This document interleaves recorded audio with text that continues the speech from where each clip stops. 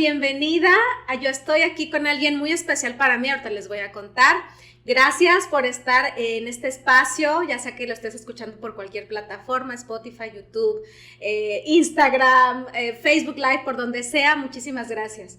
Y bueno, pues estoy con alguien que tenía ganas de invitar, pero no se dejaba. Es una persona muy cotizada. No, es que es difícil agendar con ella, pero bueno, por fin se nos hizo. Y es un tema que realmente yo me siento muy ignorante y que jamás lo había tratado, que es el tema todo de oídos, nariz y garganta. Y por supuesto tengo a mi vecina real, a veces decide, ay, vecina, no, ella sí es mi vecina de mi casa. Ninfa, muchas gracias por estar aquí finalmente. Ya sé, gracias por invitarme. Pero sí, finalmente. Qué bueno, es otorrinolaringóloga. Ahorita platicamos un poquito más de tu profesión. Claro. Pero siempre empiezo, Ninfa, con 3 preguntitas para aflojar. ¿Estás lista? Ah. Ok. La primera, cuéntame de alguien que tú admires. Puede ser muerto, vivo, que no conoces, que conoces, quien tú quieras. Híjole, alguien que yo admire es mi mamá. Sí. Mi mamá es una persona que para mí es admirable, ya que ella tuvo una enfermedad, a veces un accidente cerebral vascular, muy joven, a los 40 años, y quedó pléjica. Y fue justo antes de embarazarse de mí. Entonces, cuando empezó a recuperarse, se embarazó de mí, no sabía que estaba embarazada, y ella luchó y luchó y luchó para que yo estuviera bien, ¿no? Entonces, después de eso, tiene muchas secuelas, muchas consecuencias de esa enfermedad, pero pues realmente afrontó la vida así como que y hizo mucho para que nosotros estuviéramos bien, sobre todo en la parte motivacional, ¿no? O sea, de que ella decía, bueno, es que yo no puedo, pero tú sí, o sea, entonces es alguien para mí admirable. Claro, y o sea, tener un bebé, una bebé chiquita, sí, recién nacida, y después gatear y después andar tras ella con las limitantes que tenía. Ajá. Oh, qué barbaridad.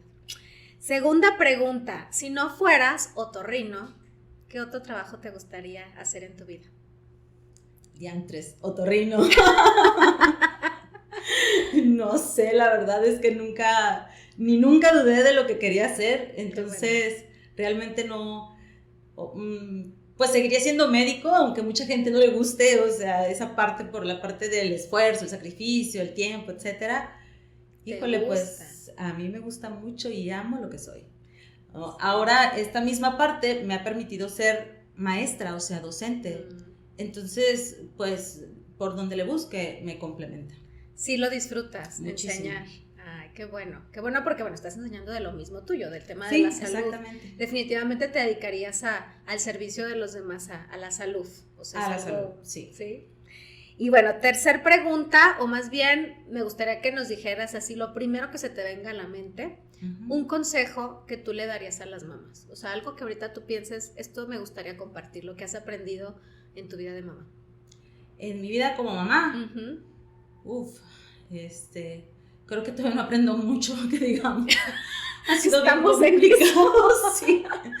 Todavía ha sido complicado, pero yo creo que lo más importante es mantener la comunicación con los hijos, o sea, de alguna manera, no tanto como luego dicen ser su amigo, ¿no? Pero saber que cuentan contigo y pues para lo bueno y para lo malo, ¿no? Entonces, creo que eso es lo que más, pero difícil, bastante difícil. Oye, y aparte siempre les pregunto así porque lo que nace del corazón es lo que en ese momento tienes que decir. O sea, si te hubiera dicho desde ayer, a ver, piénsale.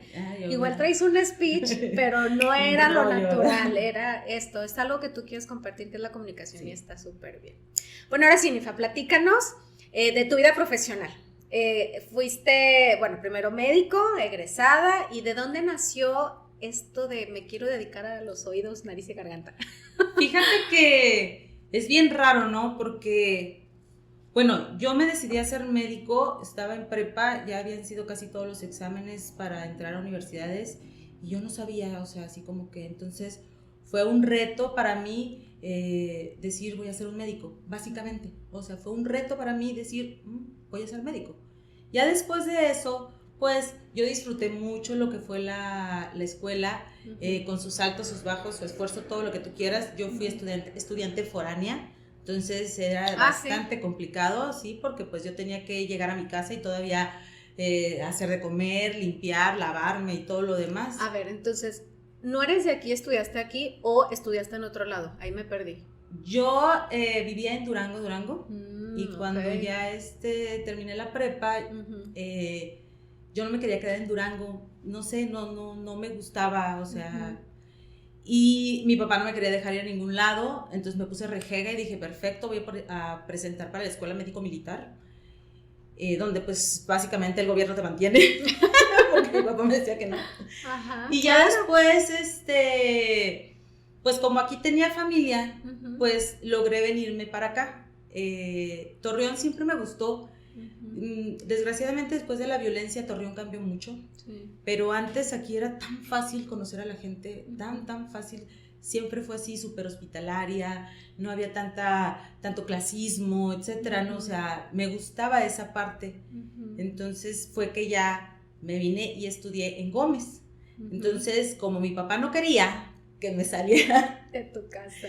Sí, entonces yo así como que dije, pues me voy a donde haya familia y me dejé poderme salir. Claro. Al principio me empezó así, pero como la carrera es tan absorbente, pues si tus papás no pueden, menos otra gente, ¿no? Entonces ya fue que mi mamá me dio toda la confianza del mundo y me dijo, ok, hija, te voy a poner un departamento cerca de la escuela para que no andes ahí vagando, batallando. Y nada más me dijo así como que mi papá fue el del doble de la confianza, la mitad del dinero, ¿no? Siempre es para desayunar, así, haz de cuenta. Muy contado. Sí, y jamás, o sea, fue así como que, y ten un extra, nunca. Entonces yo tenía que hice muchas cosas cuando fui estudiante, hacía rifas, vendía globos, hacía trabajos, hacía muchas cosas. Y los domingos nos íbamos a comer de las probaditas de la Soriana, aunque no me lo creas. De veras. Te lo juro, para poder ahorrar dinero, ¿por qué? Porque no había esa parte de la diversión, o sea, yo quería ir al cine y no tenía dinero, yo quería ir de antro y no tenía dinero, entonces tenía que economizar por otros lados para poder hacerlo. Claro. Y no fue tanto porque mis papás no me apoyaran o algo así, no, sino porque así fue el trato, ¿sabes cómo? Entonces dijiste yo, y pues con tal de yo no decir papá y que me regresara, órale, dale. Híjole, yo creo que eso te forjó muchísimo, ¿no? Sí, la verdad es que sí me dio muchas armas para... Porque yo conozco médicos que tuvieron todo el apoyo de sus papás en todo sentido. Y dicen, estuvo difícil. Ahora tú con limitantes, o sea, fuera de tu casa, fuera de tu ciudad, con la limitante de la lana, porque claro, la verdad sí influye. O sea, a lo mejor cualquier otro podía estar estudiando y luego, ay, pero me voy al rato al antro, al cine. Pues no, sí, yo tengo que ahorrar. Sí. Ay, qué impresión. Y ya estando en la carrera es que te empiezas a cuestionar sobre y qué especialidad voy a tener. Fíjate que sí y no. Yo lo que siempre sí me gustaba era ser cirujana. Pero tenía así como que mucho estrés porque yo así como que me gustaban mucho los niños y quería ser cirujano pediatra y así, ¿no? Pero cuando ya empiezas a entrarle al sabor real de lo que es la medicina es cuando te vas al internado. Y cuando me fui al internado, yo me acuerdo un chorro porque cuando rotas por otorrino, es un servicio así como que todo el mundo, ¿no? Y ni siquiera va a las cirugías ni nada. Y esa vez que a mí me tocó, nos obligaron, ¿sabes cómo? O sea, ¿sabes qué, Ninfa? Va a estar en otorrino, pero necesito que llegues aquí para las cirugías de las 8 de la mañana. Nadie nunca había llegado. Después de mí tampoco volvieron a ir. O sea, nada más a mí me tocó.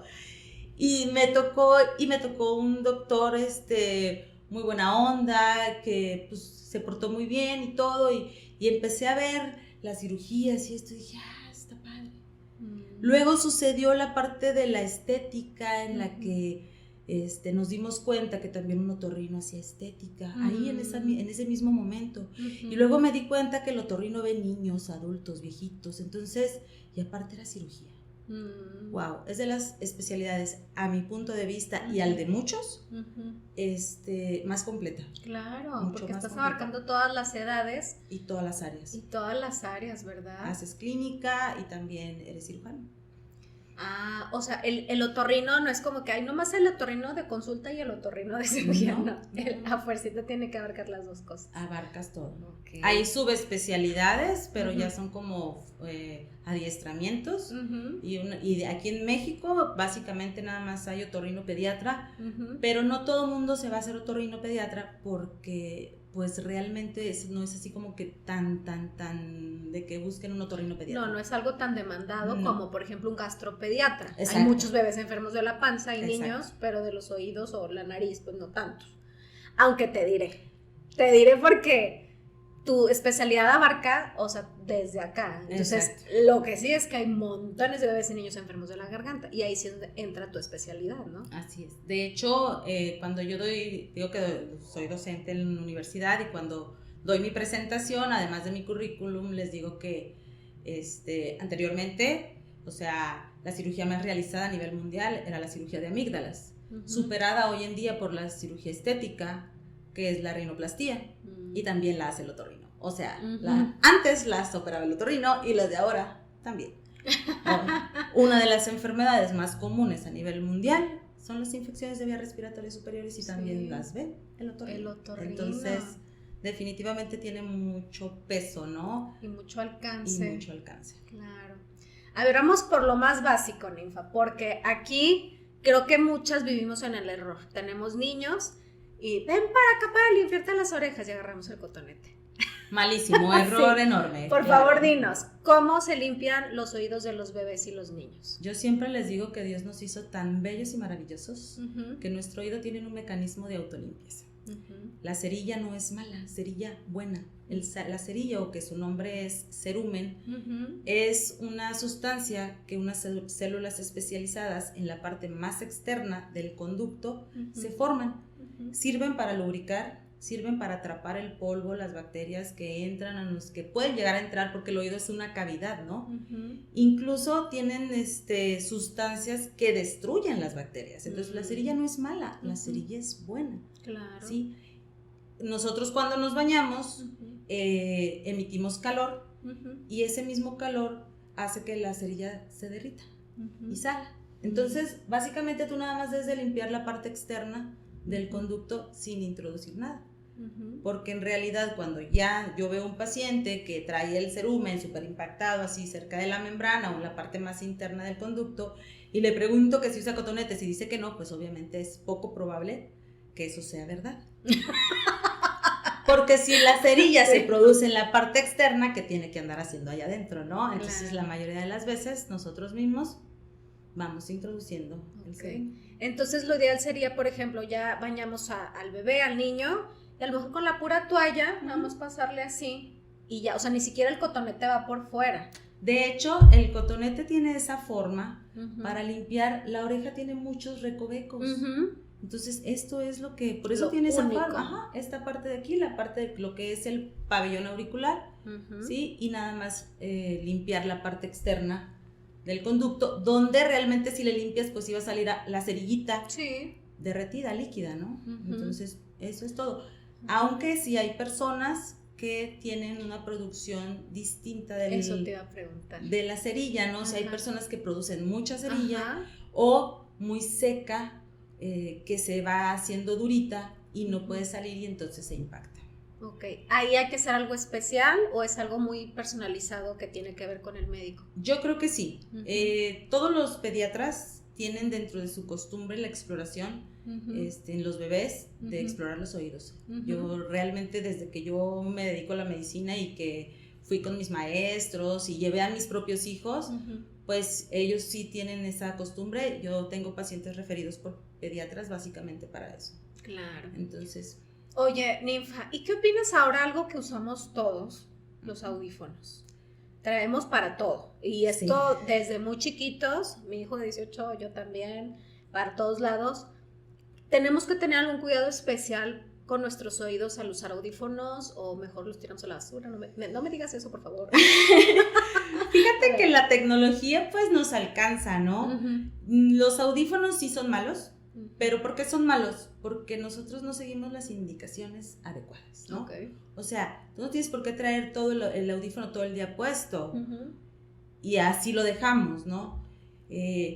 Los chavos lo traen todo el día y aunque los celulares y los dispositivos te dicen, a partir de aquí puede causar daño, Sí, le sí, subes, ¿no? O sea, se ha visto, de hecho, hay un rubro en cuanto a la audición de medicina laboral. Me tocó ser sinodal de maestría en un maestrante de salud, medicina laboral, y haz de cuenta que hicimos de eso, se trató la maestría, ¿no? Hoy en día ya se supone que los decibeles que tú debes de mantener en una audición normal es por arriba de 20 decibeles. Por abajo de 20 decibeles, tu audición ya está empezando a tener problemas, ¿no?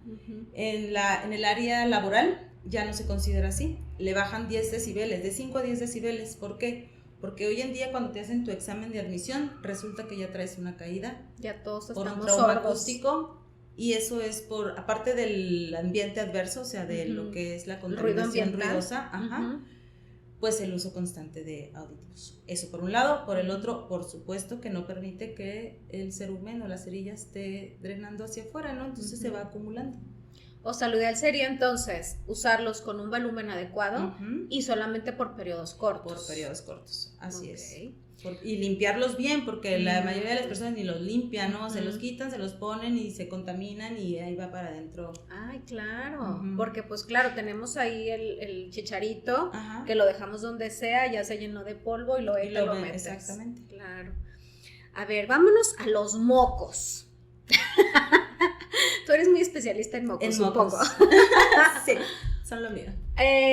Nosotras como mamás, pues somos las encargadas de quitarle los moquitos a los bebés y a los niños. Ahorita hay muchas maneras de ayudarles a sacar los moquitos. Está la típica perillita para los bebecitos, y ahorita están estas cosas que le absorbes yo lo conozco como el Nose Frida, pero a lo mejor tiene otro nombre. Esa es la marca comercial que ayuda como a absorberlos. Y creo que hay otras cosas que hasta que ya no me llegó, porque ya no tengo, pero tengo mis clientes que ahora ya tienen cosas muy electrónicas y muy avanzadas. ¿Tú qué recomiendas en cuanto empezamos a ver moquitos en los bebés? Que tú sabes, pues que no está acompañado de fiebre ni malestar general. Para empezar, antes de que me contestes esto, para empezar, ¿el moco es normal o no es normal? ¿Qué representa y qué podríamos hacer si presenta moquitos? El moco es un mecanismo de defensa de nuestro cuerpo, ¿sí? O sea, la nariz produce moco porque la nariz tiene una función bien importante. O sea, no solamente es respirar por la nariz, sino que la nariz limpia, humedece y calienta el aire que respiramos. Entonces, la producción de moco es para humedecer ese aire, para que no entre frío en nuestra garganta y nos enfermemos, ¿no? Entonces, limpia, atrapa partículas, permite que haya una turbulencia dentro de la nariz por medio de los cornetes que están dentro de la nariz y haga esa función respiratoria. Entonces, cuando hace frío, normalmente tenemos más moco. ¿Por qué crees tú? Para que pueda ayudar a calentar más. Exactamente, entonces es parte de lo normal, ¿no? O sea, es parte de lo normal y no tenemos por qué estarlo secando constantemente. Sin embargo, si ese moco se estanca, puede sobreinfectarse y entonces sí ocasionar un problema, ¿no? O sea, sobreinfectarse ya sea de una manera bacteriana o viral. Lo que yo siempre recomiendo es más que nada los lavados nasales. Sí, o sea, los lavados nasales son fantásticos y maravillosos. Y baratos. Y fáciles. O sea, tanto lo puedes comprar que no te cuesta mucho, tanto lo puedes hacer con una solución ahí en tu casa y utilizarlo, ¿no? O sea, y no es malo, y no daña al bebé, y no nada, ¿no? O sea, desde pequeñitos. Mi hijo, él nada más se levanta y dice, mamá, no puedo respirar. O sea, así literal, agarra su spraycito y va viendo los mocos, verdes, cristalinos, ya acabé. Sí, entonces eso hace que pues no se enfermen tan seguido, ¿no? Porque se cuenta, las bacterias están ahí, tú las estás barriendo, sácalas para afuera. Los lavados nasales en los bebés, pues son gotitas, es nada más estar humedeciendo para que el moco no se haga espeso. Y de esa manera yo les digo a mis pacientes, ¿no? Digo, nosotros todo el día comemos mocos. todo el día estamos comiendo mocos porque todo el día producimos mocos. Ajá. Y el cuerpo está diseñado para que ese moco lo llevemos hacia atrás de la garganta y lo comamos. Cuando nosotros no podemos comer ese moco porque está espeso, porque es mucho, se nos empieza a atorar. ¿Sí? Es cuando sentimos aquí como un pollillo ahí atorado, ¿no? Entonces, en el caso de la agüita, pues es para que ese moco no esté tan espeso y de esa manera pues sea más fácil pasarlo, deglutirlo. Okay. En el caso de los bebés, por ejemplo, ¿tú recomendarías hacer este lavadito nasal con una jeringuita sin aguja? ¿O cómo lo recomendarías? ¿Con solución fisiológica? No sé, tú dime. Con solución, fíjate que hasta con el mismo, cualquier solución así de las que ya venden en la farmacia, como dices, marcas comerciales, hay especiales para bebés, en donde tú no es necesario que le avientes la jeringa, ¿no? O sea, a menos que haya una producción mayor, o sea, que tú veas que hay mucho moquito. Que está muy congestionado el bebé. Ahí sí, con una jeringuita, solución fisiológica, sentadito el bebé, no se ahogan, o sea, para nada. Tiene que salir por el otro lado. Tiene que salir por el otro lado. Sí, muy importante no tapar el lado contralateral, tú nada más avientas el agüita, de hecho sale por el otro lado y a veces sale todo el moco por el otro lado, entonces sí es o a fácil. Veces se van para atrás o y a veces se tragan, los pasan ¿verdad? y no pasa absolutamente porque a veces nada. sí me llegó a pasar que lo hacía y dije, ay, pues no se vio nada, pero ya está respirando mejor. Exacto. O ya se fue por dentro. Okay. Y ahí te digo, hay presentaciones o con la misma jeringuita a los que son más pequeñitos, nada más les pones gotitas para que esté lubricando ese moquito, que esté lubricando y ya. Ok. Ahorita dijiste algo muy interesante que haces con Santi. Santi es su hijo menor, que es súper mega ultra amigo de mi hijo también de 10 años. Que decías, él ya tiene el hábito. Sí. Porque él ya no es un bebé, ya 10 o 11. Tiene 10 todavía. Ok. Él ya tiene como conciencia de cuidarse mucho mejor. De esa edad, ¿qué recomiendas nosotras como mamás empezarles a inculcar a los niños? Fíjate que desde más pequeños, casi creo que desde el kinder ya lo puedes hacer. Hay difusores que no son molestos, que tienen un spraycito así como que muy ligero.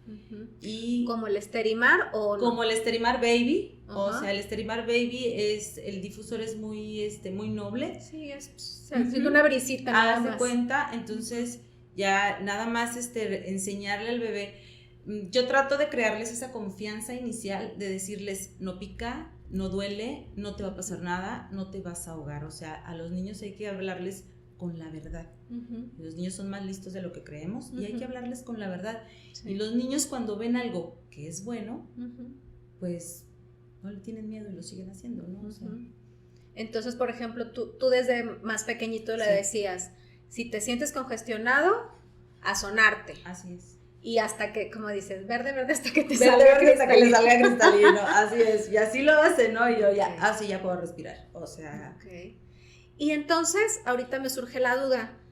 Te preguntaba sobre las perillitas. Las perillas o el nose free y estos sirven nada más para sacar el moco. Exacto. Pero no lubrican. Pero no, y no lo diluyen, o sea, independientemente de que tenga moco, si el moco es muy espeso, híjole, tienes que hacer mucho esfuerzo para sacarlo. Entonces, independientemente del uso de la perilla, que yo no digo que sea malo, nada más si hay que saber usarla, porque a veces sí llegamos a lastimar, primero hay que diluirlo para poderlo sacar.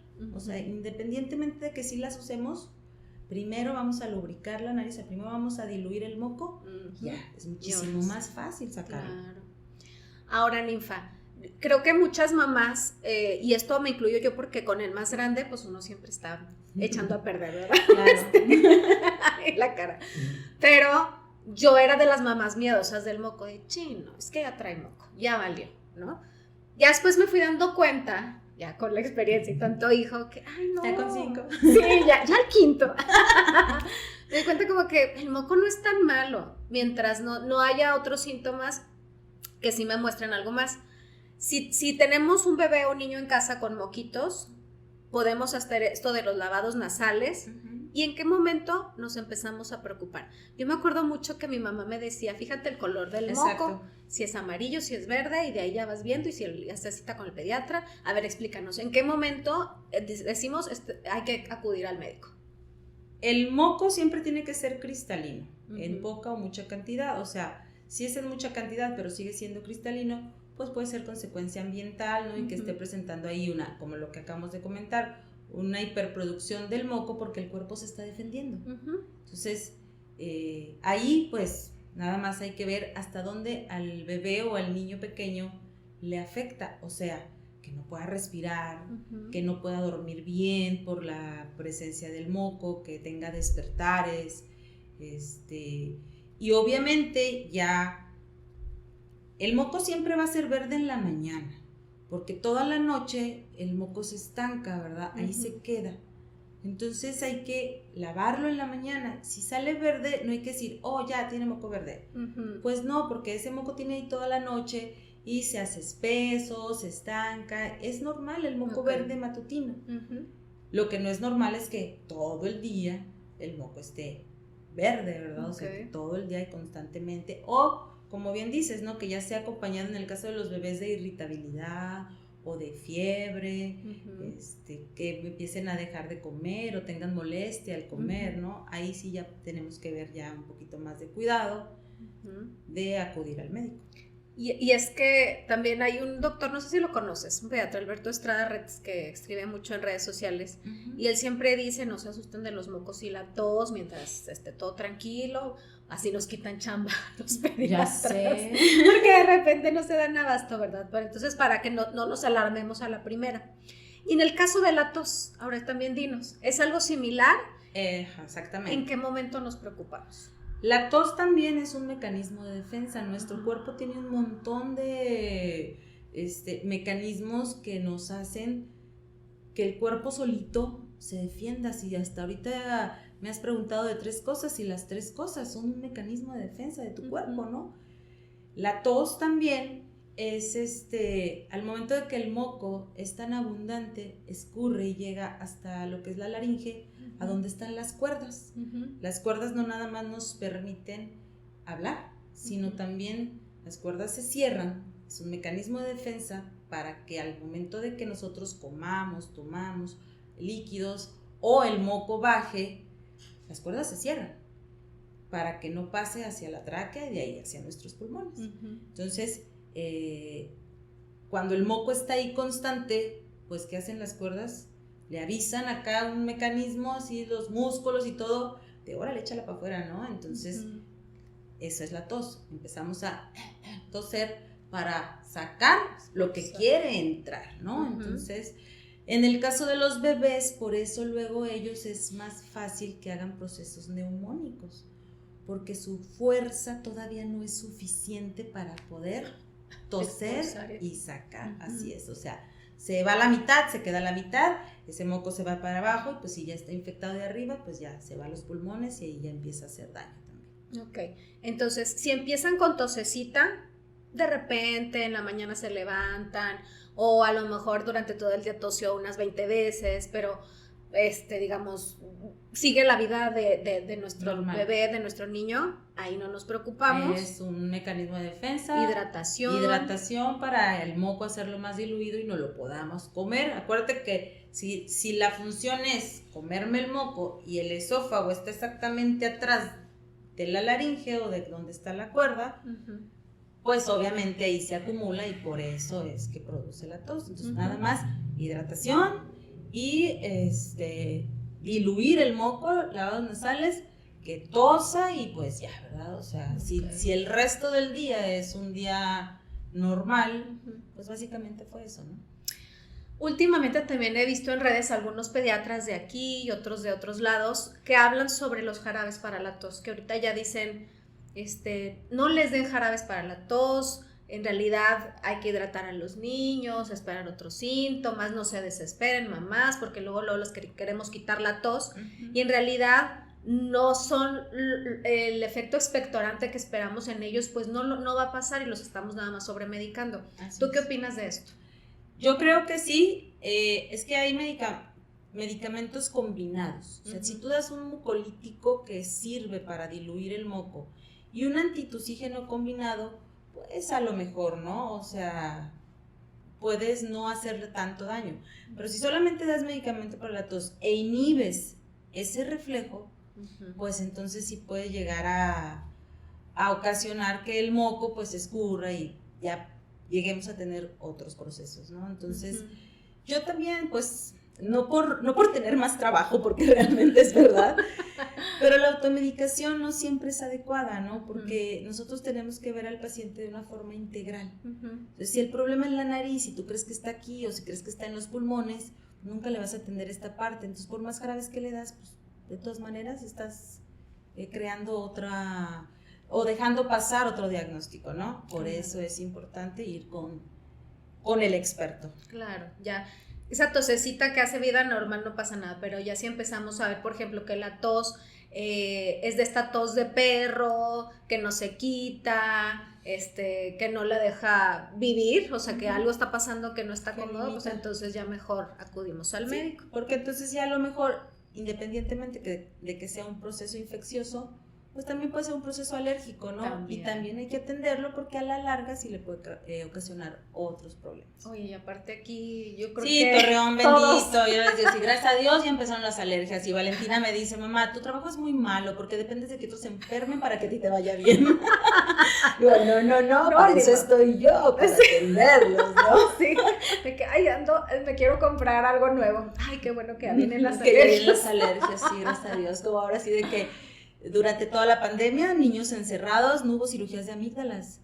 Tenemos desde que empezó la pandemia, que los niños están encerrados, que no se enferman, se acabaron las cirugías de amígdalas. Incluso en el Seguro Social, ¿no? Que siempre estamos así, se acabaron las cirugías de amígdalas. Apenas ahorita empiezan a regresar. Era mi otra pregunta, que nos hablaras de las amígdalas y de las adenoides. Yo la verdad soy ignorante en el tema, entonces me gustaría que nos expliques qué son, para qué sirven, cuándo es normal que estén un poquito más grandecitas, cuándo ya tenemos que ir al médico. A ver, platícanos. Las amígdalas per se son tejido linfoide, que es, en el caso de las vías respiratorias, pues el primer mecanismo de defensa. Sin embargo, cuando las amígdalas ya están afectadas, lejos de ser buenas, ya no te sirven para nada.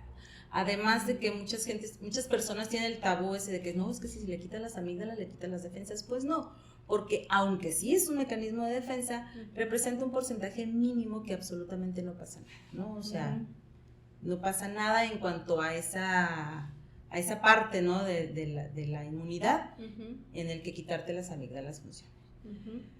Las amígdalas tienden a crecer, ¿sí? Con los cuadros repetitivos, ¿sí? Los cuadros repetitivos tienen que ver en el caso de que amígdalas crezcan. Los niños, sobre todo pacientes con rinitis alérgicas, que se complican, con cuadros infecciosos, las adenoides de igual manera es un tejido linfoide que se encuentra en la parte más posterior de la nariz, que es la nasofaringe. Entonces obviamente son las primeras que reciben todo ese flujo, ¿no? Y pues se inflaman y obstruyen la respiración a través de la nariz. Es por eso que muchos bebés cuando están enfermitos también, pues roncan, ¿no? O sea, y ya cuando se hace un proceso crónico es cuando tú dices, pues que no está enfermo y como quiera ronca, ¿no? O sea, y ya empiezan los niños a estar ojerosos, empiezan a estar inquietos, incluso son irritables, no rinden en la escuela porque no duermen bien. Sí, tengo una amiga porque roncan. Se los acaba de operar por esto mismo. O sea, decía, no es que se enferme mucho ni nada, pero anda dormido todo el día y anda de genio. Y ya se tomaron mucho tiempo para hacer esa decisión. No, ya lo mejor es operarlo y lo operaron. La calidad de vida es muchísimo mejor. Nosotros siempre tenemos que saber riesgo-beneficio, ¿no? A final de cuentas, una cirugía es un riesgo muy alto, sobre todo cuando se realiza con anestesia general, sobre todo cuando es la primera cirugía de una persona, ¿no? O sea, en este caso un niño, pero el riesgo-beneficio es mucho, es mucho. Yo lo he visto, Santi está operada de las amígdalas, y me acuerdo mucho que cuando salí de la residencia, la primera cirugía de amígdalas que hice fue a un sobrino mío, que me acuerdo tanto que mi prima me dijo así de que hice, la primera noche, Socorrito me dice, la primera noche yo no dormí, porque yo no podía creer que no hiciera ruido al dormir, ¿no? O sea, ¿cómo puede ser si después de que toda la noche roncaba como adulto, ¿no? y ahora ya, o sea, así casi creo que con la mano en la panza para ver si estaba respirando. Se está respirando. Entonces, la calidad de vida mejora muchísimo y el riesgo-beneficio pues también es mucho mayor, ¿no? ¿Cuándo preocuparse? Cuando los niños presentan cuadros repetitivos, con fiebres elevadas, incluso que han llegado a convulsionar, cuando las amígdalas son tan obstructivas que alteran incluso el tono de la voz de los niños, incluyendo las adenoides, que los niños como que se estancan, no crecen, se tardan mucho para comer, no comen bien, y obviamente no nada más las infecciones frecuentes son indicación quirúrgica, sino también el tamaño, ¿sí? O sea, el tamaño de las amígdalas se gradúan, grado 1, 2, 3, 4, pues todavía 1, 2, ahí las dejas a ver qué pasa, 3, 4, realmente ya supéralo, porque pobre niño, ni duerme, ni descansa, ni come bien, ni nada, ¿no? Entonces, la verdad ya las amígdalas, lejos de ayudarle, le están perjudicando. Así es. Y esto, perdón, es diferente a las adenoides. Son diferentes, la mayoría de las veces nosotros, las adenoides, pues, se logran ver por medio de algo que se llama rinoscopía posterior, es cuando las puedes ver, o por algo más fácil o menos invasivo para un niño, que es una radiografía lateral, en donde debemos de ver si el tamaño y si realmente está obstruyendo la vía aérea. En una radiografía se alcanza a observar, y si el proceso de las amígdalas no es, o sea, que las amígdalas no estén grandes, pues se entra directamente por las adenoides. La mayoría de las veces, cuando nosotros hacemos amígdalas, que de todas maneras entramos por las amígdalas, exploramos adenoides y si es necesario las quitamos. O sea, es un mismo proceso en la misma cirugía. ¿Son primas? Son primas, hermanas, comadres. Sí, ¿sirven para lo mismo? Sirven para lo mismo. Okay. Las adenoides están más arriba, ¿verdad? Las adenoides están atrás de la nariz, más arriba, lo que es la nasofaringe, y las amígdalas, pues son las que tenemos aquí, lo que es la orofaringe, pues así se alcanza, como cuando le sale el niño de Sí, entonces si por ejemplo las anginas no se pueden ver, las adenoides sí, ¿no? Al revés, las anginas son las que se ven, son las que están aquí, y las adenoides son las que no se ven. Ok, entonces si una está inflamada, también la otra. Casi siempre. Casi siempre, ok. Casi siempre. Para todas las mamás que tienen niños que roncan, el puro hecho de que ronque amerita una revisión, o mientras esto no afecte en su vida, no hay problema.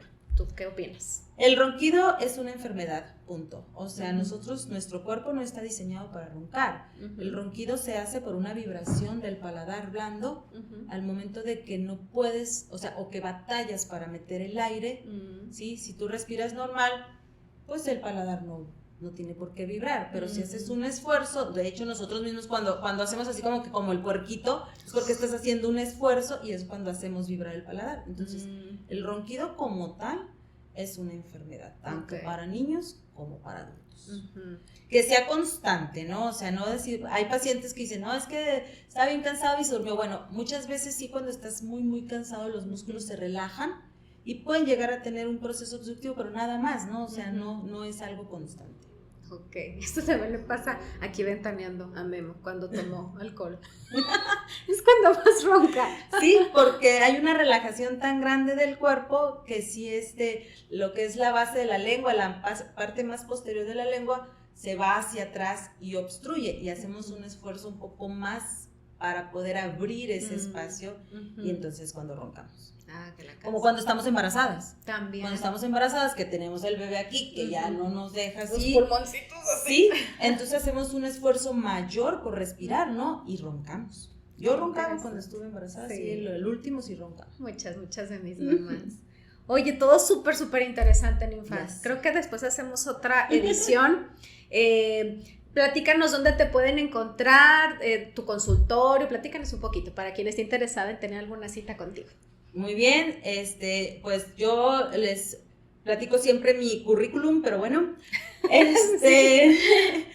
yo estoy en la Policlínica, estoy en Policlínica Laguna, que está en La Escobedo, enfrente de la iglesia de San José, a una cuadra del Bosque, y también tengo consultorio en la torre de consultorios del Hospital Andalucía.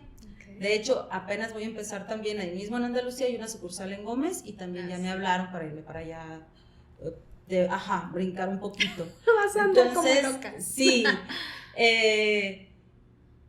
ahí es donde me encuentro, o sea, en Andalucía, y pues obviamente otros de mis trabajos, pues estoy en el IMSS, ahí también tengo muchos pacientes que amo y adoro, la verdad, me encantan mis pacientes, y pues bueno, o sea, ahí es donde estoy. Muy bien. ¿Algún teléfono que quieras compartir para quien quiera hacer alguna cita? El que tú quieras. Es el único que me sé, el de la policlínica. Sí, dalo. Es el que me sé, es 8717-139002. Bueno. Ahí podemos agendar. Y pues en Andalucía hay conmutador y ya nada más. Con mi asistente es la extensión 2010. Con la doctora Ninfa Soto, para que ahí lo anoten. Creo que muchas mamás a veces tienen problemas crónicos de todo lo que hablamos y es de que otra vez al pediatra y otra vez al pediatra. A lo mejor al principio sí, pero si ya ves que es algo recurrente, habría que ver el especialista, ¿verdad? Sí, realmente antes se decía que había esa competencia entre pediatras y otorrinos. Actualmente no, la verdad yo ya no lo considero así. Yo tengo muchos amigos pediatras, amigas, que me mandan sus pacientes cuando ellos dicen, ¿sabes qué, Ninfa? Ya vino 2 veces, vaya con la doctora, ¿no? Claro. Entonces, muy agradecida con ellos también, porque pues sí hay esa comunicación hoy en día, de haber, ¿no? Creo que todos tenemos que hacer equipo en pro de la salud de todos, entonces, igual yo también tengo pediatras que me recomiendan para la asesoría de lactancia, que a veces dicen, ¿sabes qué? Nomás no lo resolví, ahí te van. Excelente, ¿sabes qué? Yo soy alguien súper pro lactancia, ya te lo había platicado, y sobre todo, ver cómo realmente hay una enorme disminución de todos los cuadros hasta las alergias, porque la lactancia pues provee inmunidad a los niños, ¿no? Sí. La posición como alimentas a un bebé en lactancia tendría que disminuir muchísimo los riesgos de problemas en los oídos. Y los oídos, yo les digo, con mis oídos no se metan, por favor.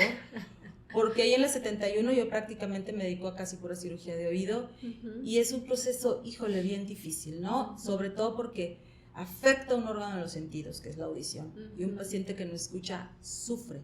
No solo los procesos infecciosos, el dolor, no. El no escuchar hace que tengan una autoestima baja, una vida poco productiva, etcétera. Entonces yo por eso la lactancia la amo, ¿no? O sea, por todo ese proceso que ha logrado hacer en los oídos de los pacientes. Y en la nariz y en la garganta también. Y en la nariz y en la garganta, por supuesto. No, hombre, o sea, es magnífica, ¿eh? Yo sí, después de que tuve a Valentina, que sí practiqué un poquito la lactancia, aún siendo residente, todo un año por lo menos, siendo residente, me escapaba, que no sepa nadie, para ir a la guardería a lactar a mi bebé, o sea, era toda pero Vale hizo alergia a la proteína de la leche de vaca y no había manera, ¿no? Entonces yo hacía hasta lo imposible por ese proceso, sí. Y ya el Santi, ese ya lo disfrutó como él solo, ¿no? Claro, y orgullosamente diste buen tiempo pecho a Santi, ¿no? Sí, casi 3 años. Qué bonito. Pero sí, para nada me da vergüenza, ¿no? Al contrario, o sea, es algo padrísimo y magnífico. Y es un apego, o sea, impresionante, ¿no? Sí, bien bonito. Qué bonito, y muchas gracias por compartir esto también de tu vida, para que muchas digan, oye, si ella es doctora tan preparada y dio pecho muchos años, entonces yo también. Sí. Bueno, pues muchas gracias, Ninfa, y muchas gracias a ti si llegaste hasta aquí. Ya sabes, comparte, comenta, eso me va a ayudar a dar más contenido de valor por aquí. Pues nos vemos en el siguiente episodio. Bye bye. Adiós.